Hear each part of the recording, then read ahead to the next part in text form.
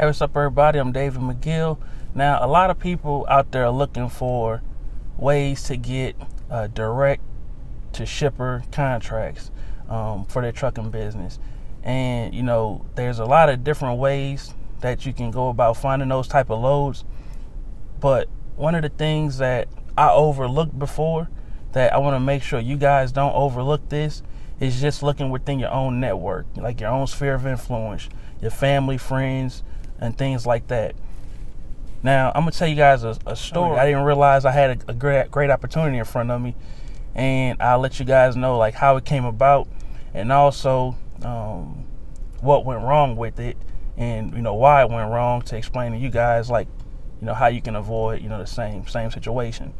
So about 10 years ago, I was playing poker a lot with some buddies, with a new group of friends, and during that time, I met a few guys who they were store managers for a certain company out here in Indianapolis, and I didn't think anything of it. That we were friends, we played poker, we talked sports, all that good stuff.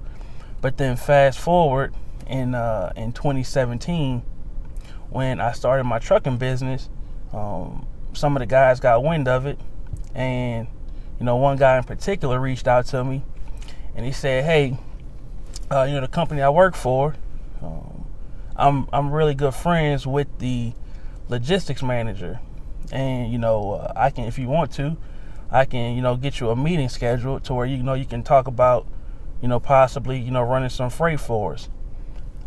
He said I had already talked to him. I told him I had a friend who started a trucking business, and he's willing to meet with you. So I said, cool, that'll work. So I met with this guy. Like I said, he's the logistics manager. So he's running trucks, all over the Midwest. And during the conversation, things were going real good. We met over at his office. I explained to him that I just started my trucking company. I only had one truck, one driver. And he really liked, what I was telling him. So he told me, he's like, "Oh yeah, man, I'd love to give you a chance to, move some of our trailers. The loads, they don't go far, anywhere from, 50 to 150 to 200 miles away. So, same day trips, all this good stuff." It was a grocery store chain.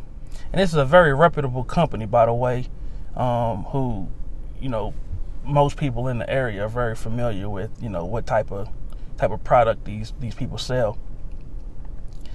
And he gave me the insurance requirements, and he gave me a printout of everything I would need in order to get started running their freight.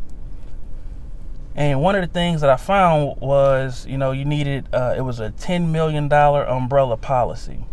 And many of you guys know that for most brokers that you work with, they're only going to require you to have $1 million worth of liability insurance.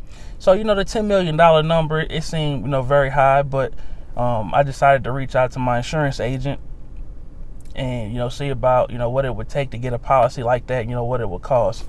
And mind you, we were just starting out at the time.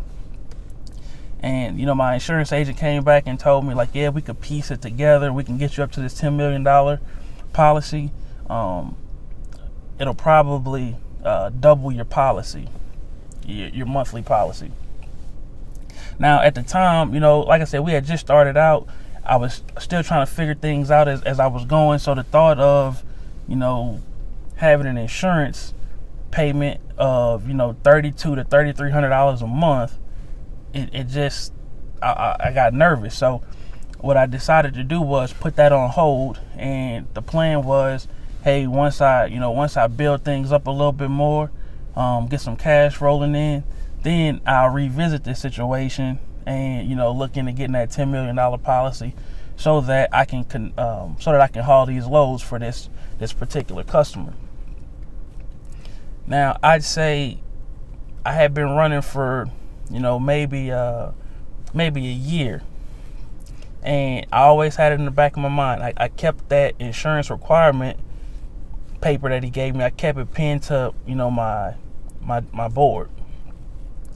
And one day I got a call from my friend who who set the meeting up for me, and he was like, "Hey, did you ever get a chance to to work with such and such?" And I told him, I was like, "Nah, I was gonna I was getting my stuff together, and I was gonna reach back out to him as soon as I I got stable." And he told me, he's like, "Oh, okay," because he's about to retire, so he actually transferred to a different state, and that's where he's gonna be working out of, and he's gonna be retiring soon. And the person who replaced him here locally, I don't have the same kind of relationship with her. So I was crushed, because in the back of my mind, I knew that the whole reason why I wasn't delivering any freight for this company is because I was too afraid to invest even more into myself. So I blew the opportunity. Now, I don't like to dwell on it too much, but when I think back, I see a lot of big trucking companies pulling their trailers, and to think that I had a chance to as a small company, pull their trailers, you just never know what that could have led to. At the time, during the initial meeting, the logistics manager, he let me know, like, yeah, you can grow with us. So, as you buy more trucks, we'll put those on the road too. As long as things are going great, then we'll continue to build. Now, at the time, I didn't realize how good of an opportunity I had until one day I was at the parking lot where I park, and I was talking to the owner, and we were just talking about different freight. And he said something, because he has actually hauled freight for them before, but it was through Landstar. And he said, "Man, some of the best freight that I've ever moved was from such and such." And he said, "If you ever get a chance to work with them, make sure you do so." And when he said it, my heart just sunk. And I looked at it, and I was like, man, I had a meeting with the logistics manager and everything. He was like, "All right, so cool, when you start?" I was like, I don't start for him, because the guy I met with, he's on his way out. He's already transferred to another state, and I didn't get a chance to build with him before he left. And the guy I was talking to, he just looked crushed. He's like, "Man, I can't believe you had a chance to pull that freight, and you missed that opportunity." So I explained to him how much the insurance was going to cost me, and he was just like, "Man, it didn't even matter. If you look around, their freight is everywhere. They always had to deliver to all of their stores, so you would have made the money back." But it was just being new, and already having so much money invested in the company, I got a little gun shy. And it's one of those things that, yeah, I regret it, but at the same time, if it wasn't meant to be, it wasn't meant to be.